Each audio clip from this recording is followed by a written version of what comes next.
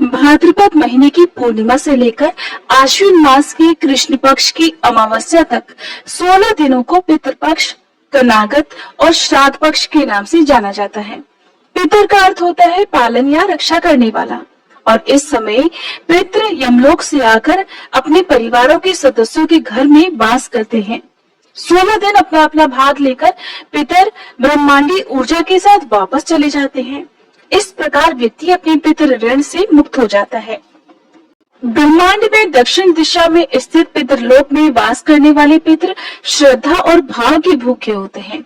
श्राद्ध पक्ष में अगर कुछ भी पास में ना हो, कुछ भी सामर्थ्य ना हो, तो दोपहर के समय दक्षिण दिशा की ओर मुंह करके जल का यदि दान भी दे दिया जाए तो पितर उससे ही तृप्त हो जाते हैं। श्राद्ध का अर्थ अपने देवताओं, पितरों, परिवार और वंश के प्रति श्रद्धा प्रकट करना होता है। जब परिवारजन अपने शरीर को छोड़कर चले जाते हैं तो वो चाहे किसी भी रूप में या फिर किसी भी लोक में हो, श्राद्ध पक्ष के समय अपनी तिथि पर पृथ्वी पर जरूर आते हैं। उनकी तृप्ति के लिए श्रद्धा के साथ जो शुभ संकल्प और तर्पण किया जाता है उसे हमारे पितृ सूक्ष्म रूप में आकर अवश्य ही ग्रहण करते हैं। अपनी तिथि के दिन हमारे पितर सवेरे सूर्य की किरणों पर सवार होकर आते हैं। वे अपने पुत्र, पौत्र या अपने वंशजों से अपेक्षा करते हैं कि वे उन्हें अन्न जल प्रदान करें, ब्राह्मणों को भोजन कराएं और पितृ जल देने से वे 1 वर्ष के लिए तृप्त हो जाते हैं। इन 16 दिनों में न कोई शुभ कार्य किया जाता है, न ही कोई नई वस्तु खरीदी जाती है। पितरों की शांति के लिए वैसे तो श्राद्ध पक्ष में पिंडदान, जल, तर्पण आदि कार्य किए जाते हैं, लेकिन इन 16 दिनों में नियमित रूप से भागवत कथा का रसपान करने, भगवत गीता का पाठ करने, गरुड़ पुराण की कथाएं पढ़ने और सुनने से भी पितरों की आत्मा को मोक्ष मिल जाता है। पितरों के नाम से कुछ न कुछ दान अवश्य करें। आज के इस वीडियो में आप सुनेंगे पितृ पक्ष की सबसे प्रचलित कथा, जो कि श्राद्ध तर्पण करने वाले सभी मनुष्यों को एक बार जरूर सुननी चाहिए।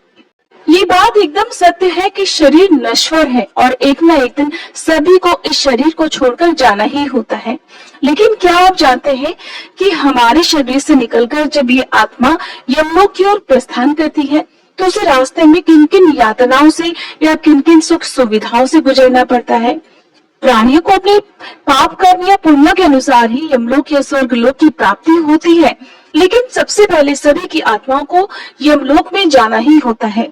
यमलोक के द्वार पर पहुंचने से पहले क्या क्या होता है, अगर आप ये जानना चाहते होंगे या अगर आप ये जानना चाहते हैं या अगर आप ये जानना चाहते हो कि मृत्यु के अंतिम लक्षण क्या होते हैं, जब मृत्यु पास आती है तो उस समय क्या क्या संकेत दिखाई देने लगते हैं, या आप ये जानना चाहते हो कि जब पितरों की आत्मा परलोक को सिधारती है तो उनके रास्ते में जो राह खर्च के रूप में दान आदि कार्य किए जाते हैं, जो पूरे जीवन हमने दान किया है या जो हमारे पितरों ने अपने पूर्व जन्म में दान किया है, उसका क्या क्या फल प्राप्त होता है, किस प्रकार के दान करने से किस पुण्य की प्राप्ति होती है, या किस पाप को करने से किस पाप का भागीदार किस नरक में जाना पड़ता है।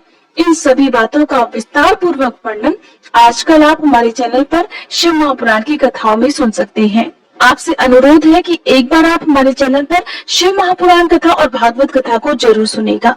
इन सब बातों को बताने का मकसद मेरा सिर्फ इतना है कि पितृपक्ष के दिनों में धार्मिक कार्य जितने ज्यादा किए जाएं, जितना ज्यादा महापुराणों को पढ़ा या समझा जाए, उतना ही आप पाएंगे कि इन पुराणों में हमारे पितरों से संबंधित जो भी वर्णन है वो कितना विस्तार पूर्वक किया गया है।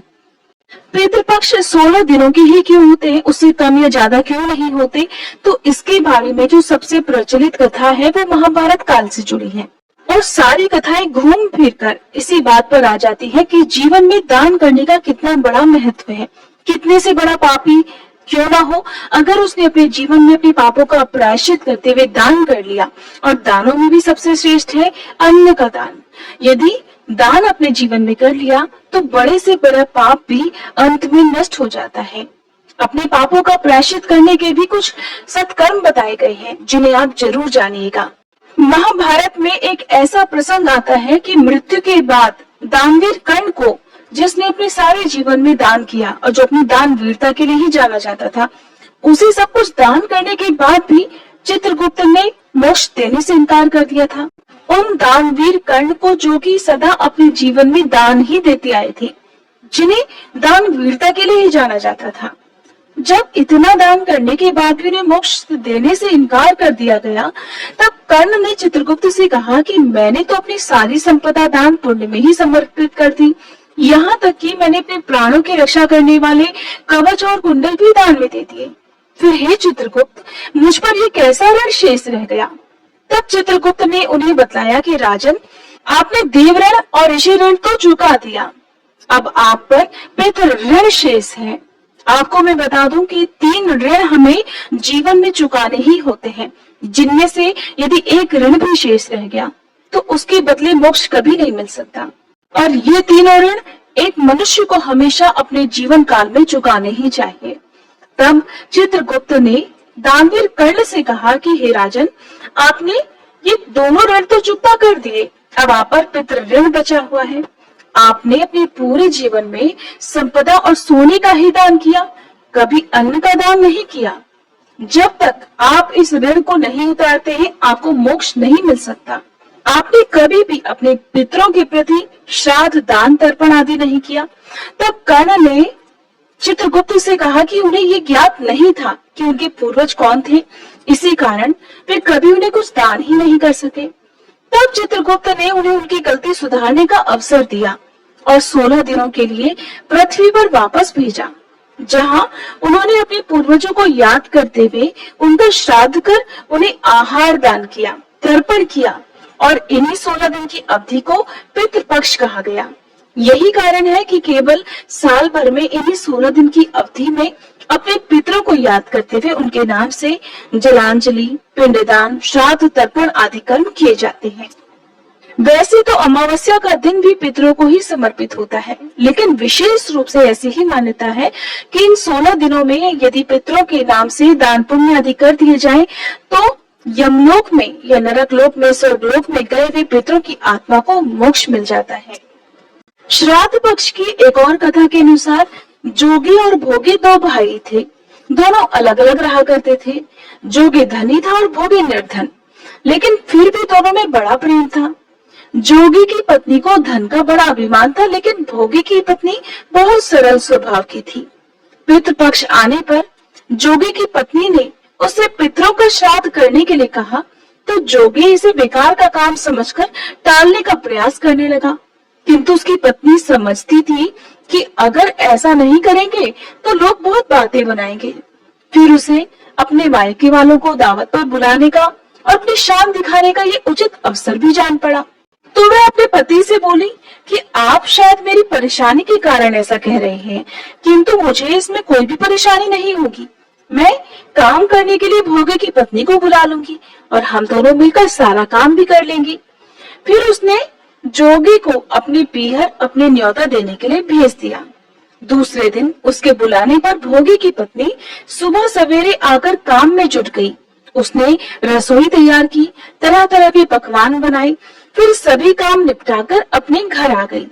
आखिरकार उसे भी तो अपने पितरों का श्राद्ध तर्पण करना था। इस अवसर पर न जोगी की पत्नी ने उसे रोका, न वह रुकी। जल्दी ही दोपहर हो गई। पितर भूमि पर उतरे। जोगी भोगे के पितर पहले जोगी के यहाँ गए तो क्या देखते हैं कि उसके ससुराल वाले वहां पर पहले से ही भोजन करने में जुटे हुए हैं। निराश होकर वे भोगे के यहाँ गए। वहां जाकर देखा तो वहां क्या था, मात्र पितरों के नाम पर अग्यारी दी गई थी।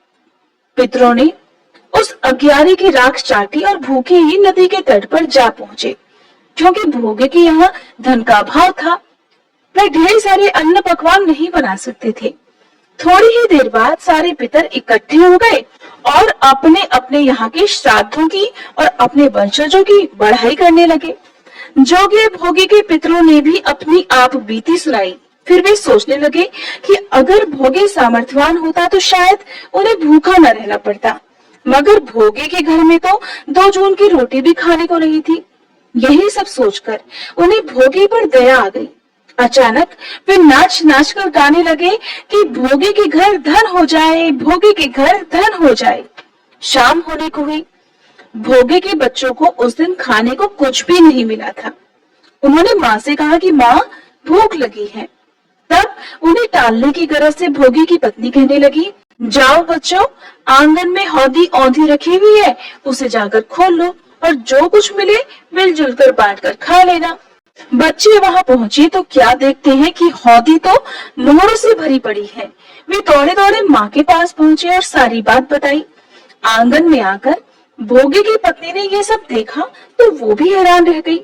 इस प्रकार पितरों की कृपा से भोगे भी धनी हो गया, मगर धन पाकर भी वह घमंडी नहीं हुआ, बल्कि दूसरे साल का जब पितृपक्ष आया तो श्राद्ध के दिन भोगे की पत्नी ने 56 तरह के व्यंजन बनाए, ब्राह्मणों को बुलाकर श्राद्ध किया, भोजन करवाया, दान दक्षिणा दी, जेठ जेठानी को सोने चांदी के बर्तनों में भोजन कराया और इससे पितर बड़े प्रसन्न और तृप्त हुए। अब आपको सुनाते हैं रामायण में वर्णित माता सीता द्वारा पिंडदान देने की कहानी। रामायण में माता सीता द्वारा पिंडदान देकर राजा दशरथ की आत्मा को मोक्ष मिलने का संदर्भ आपने सुना होगा। वनवास के समय भगवान राम, लक्ष्मण जी और सीता जी पितृपक्ष के दौरान श्राद्ध करने के लिए गया धाम पहुँचे। वहाँ श्राद्ध कर्म करने के लिए आवश्यक सामग्री जुटाने के लिए राम और लक्ष्मण जी नगर की ओर चल दिए। उधर दोपहर हो गई, पिंडदान का मुहूर्त निकला जा रहा था और सीता जी की व्याकुलता बढ़ती जा रही थी। तभी दशरथ जी की आत्मा ने आकर सीता जी से पिंडदान की मांग कर दी। गया जी के आगे फल्गु नदी पर अकेली सीता जी बड़ी असमंजस में पड़ गई। उन्होंने फल्गु नदी के साथ वटवृक्ष, केतकी के फूल और गाय को साक्षी मानकर बालू का पिंड बनाकर स्वर्गीय राजा दशरथ के निमित्त पिंडदान दे दिया। थोड़ी ही देर बाद भगवान श्री राम और लक्ष्मण जी लौटे तो उन्होंने कहा कि समय निकल जाने के कारण मैंने स्वयं ही पिताजी का पिंडदान कर दिया है। बिना सामग्री के पिंडदान कैसे हो सकता है? ये सोचकर भगवान श्री राम ने सीता जी से इस बात का प्रमाण मांगा। तब सीता जी कहने लगी, हे स्वामी, मैं बिल्कुल सत्य कह रही हूँ कि मैंने पिंडदान कर दिया है। अगर आपको विश्वास ना हो तो आप फल्गु नदी की रेत, केतकी के फूल, गाय और वटवृक्ष से पूछ सकते हैं। इन्हीं के सामने मैंने श्राद्ध कर्म की गवाही इनसे दिलवाई थी। लेकिन फल्गु नदी, गाय और केतकी के फूल तीनों ही इस बात से मुकर गए। सिर्फ वटवृक्ष ने ही सही बात की। तब सीता जी ने राजा दशरथ का ध्यान करके उनसे ही गवाही देने की प्रार्थना की। दशरथ जी ने सीता जी की प्रार्थना स्वीकार की और घोषणा की कि ऐन समय पर सीता ने ही मुझे पिंडदान किया है। तब कहीं जाकर श्री राम आश्वस्त हुए, लेकिन तीनों गवाहों द्वारा झूठ बोलने पर सीता जी ने क्रोधित होकर उन्हें श्राप दे डाला कि फल्गु नदी, जा, तू सिर्फ नाम की नदी रहेगी, तुझमें पानी नहीं रहेगा। इस कारण कहा जाता है कि आज भी गया जी में फल्गु नदी सूखी ही रहती है। और गाय को श्राप दिया कि तू पूजनी होकर भी लोगों का जूठा खाएगी। और केतकी के फूल को श्राप दिया कि झूठी गवाही देने के कारण तुझे पूजा में कभी नहीं चढ़ाया जाएगा। वट वृक्ष को सीता जी का आशीर्वाद मिला कि उसे लंबी आयु प्राप्त होगी और वह दूसरों को छाया प्रदान करेगा तथा पतिव्रता स्त्री तेरा ध्यान करके अपने पति की दीर्घायु की कामना करेगी। यही कारण है कि गौमाता को आज भी जूठा खाना पड़ता है। केतकी के फूल को पूजा पाठ में वर्जित रखा गया है और फल्गु नदी के तट पर सीता कुंड में पानी के अभाव में आज भी सिर्फ बालू या रेत से पिंडदान दिया जाता है। ये थी पितृपक्ष में सुनी जाने वाली कथाएं। उम्मीद करती हूँ ये वीडियो आपको पसंद आई होगी। वीडियो अगर अच्छी लगी हो तो प्लीज वीडियो को लाइक जरूर कीजिएगा। एक बार फिर से अनुरोध है, हमारे चैनल पर इन दिनों सुनाई जा रही शिव महापुराण कथा और भागवत कथा आप जरूर सुनिएगा। अगर आप श्राद्ध पक्ष की तिथियों के बारे में जानना चाहते हैं या जानना चाहते हैं कि किस शुभ समय में पितरों के निमित्त श्राद्ध तर्पण आदि कार्य करने चाहिए, कौन कौन से दान आप इन दिनों कर सकते हैं, किस प्रकार के बर्तनों में ब्राह्मण देवता को भोजन कराना चाहिए, भोजन कराते समय अगर कोई आ जाए तब आपको क्या करना है, इन सभी बातों का विस्तार पूर्वक वर्णन हमारे चैनल पर पहले से अपलोडेड वीडियो में किया गया है। हो सके तो आप इस वीडियो को जरूर देखिएगा।